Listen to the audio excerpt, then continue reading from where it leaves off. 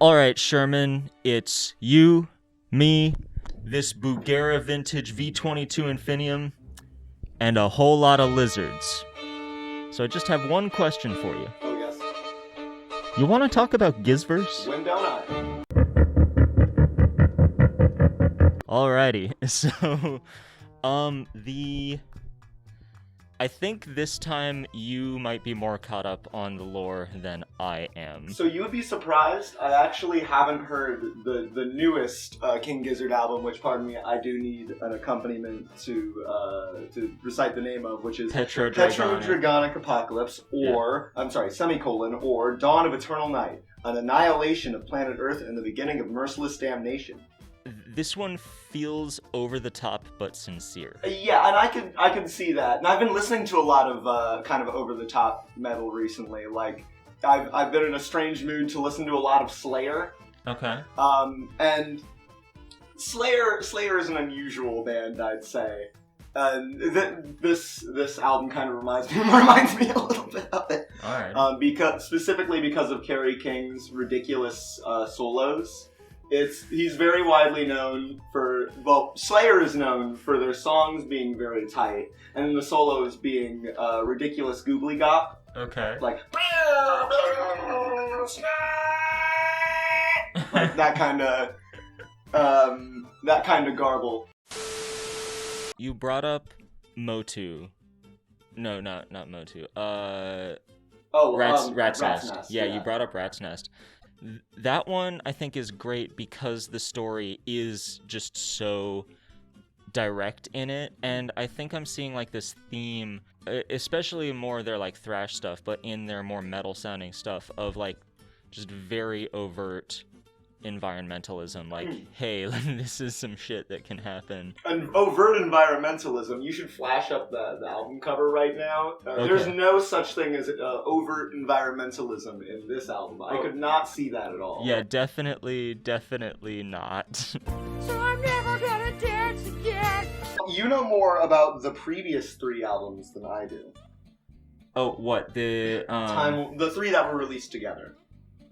Oh, yeah, from Giztober last year. Land Before Timeland. Changes. Changes. I tried to listen to Changes. And, okay, first off, AstroTurf is a banger. On that, I don't really like that album.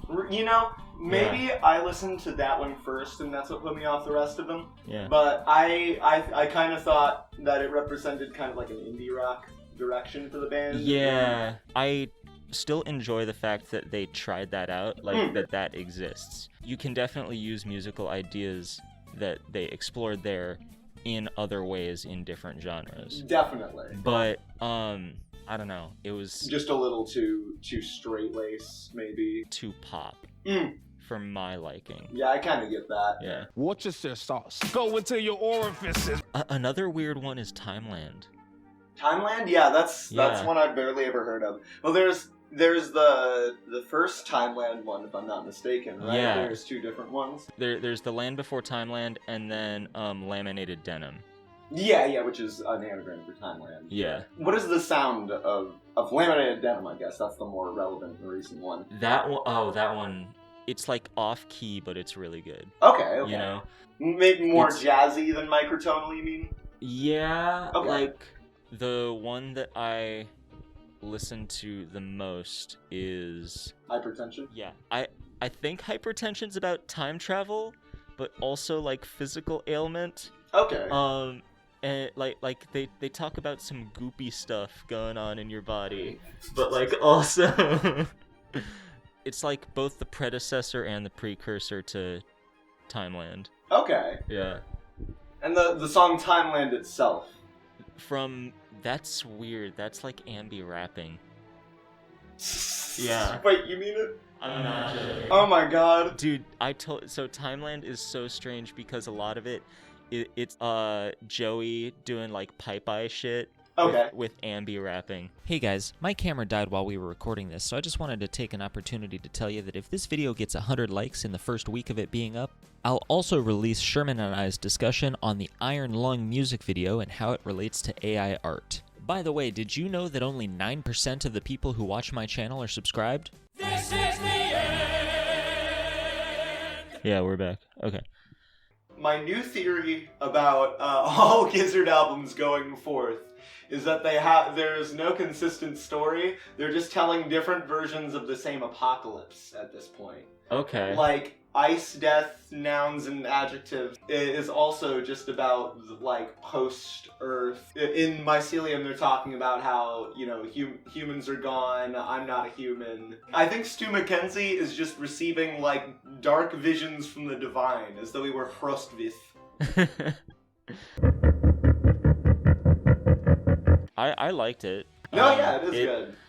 When I put it on the first time, in my head I was thinking, oh, it's like another thrash metal album. It's so they're probably going to be like a lot of really fast stuff. No, the songs just keep going, but it doesn't feel like it's too long. It's like it's literally Gizzard metal, because it's not like trying to be any specific metal genre. Yeah. I feel like Rat's Nest was just a very solid album when it comes to like replicating the sound they're going for, and it like works on the standard of a metal album. But this is specifically like a King Gizzard album.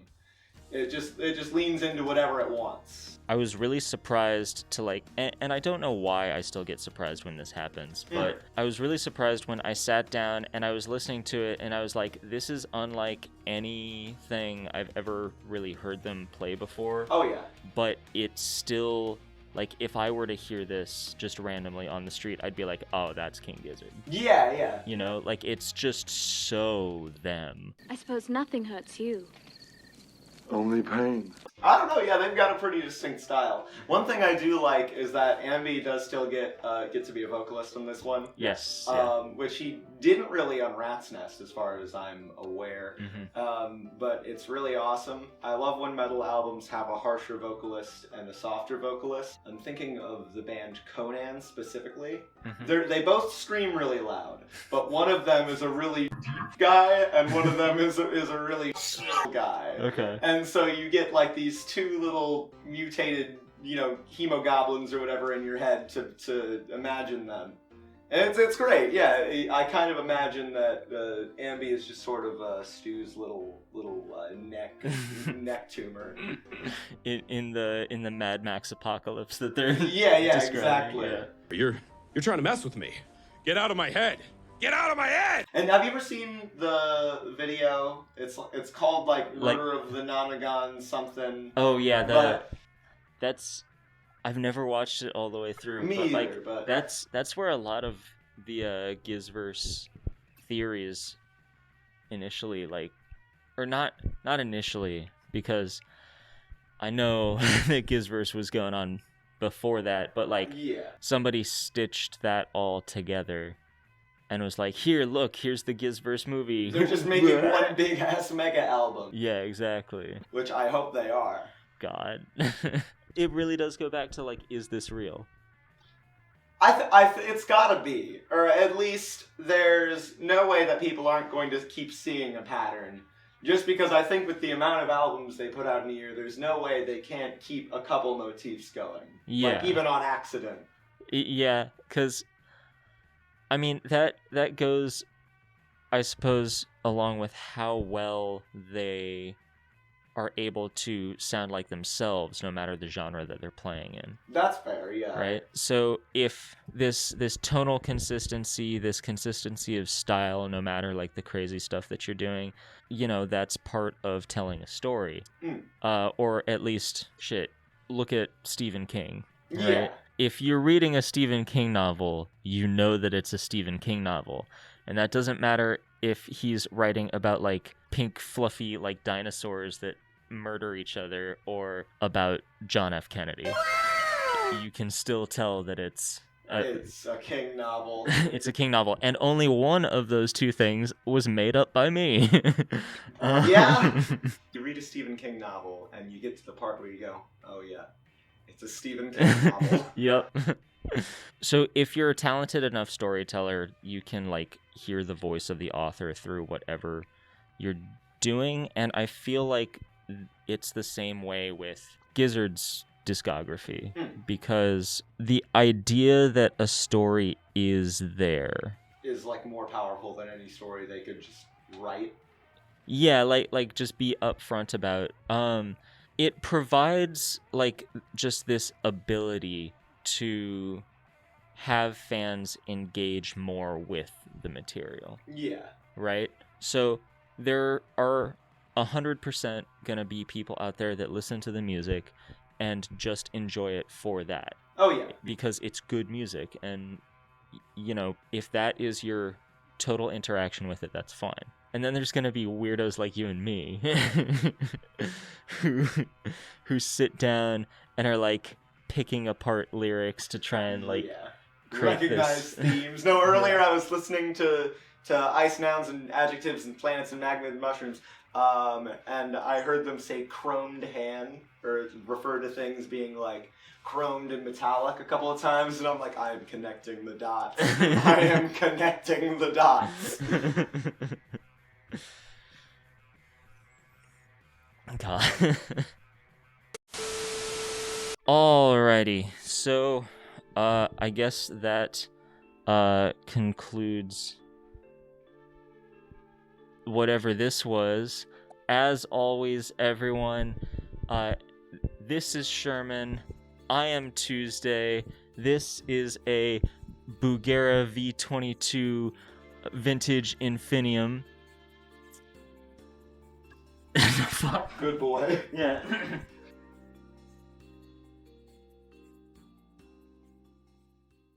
Ah!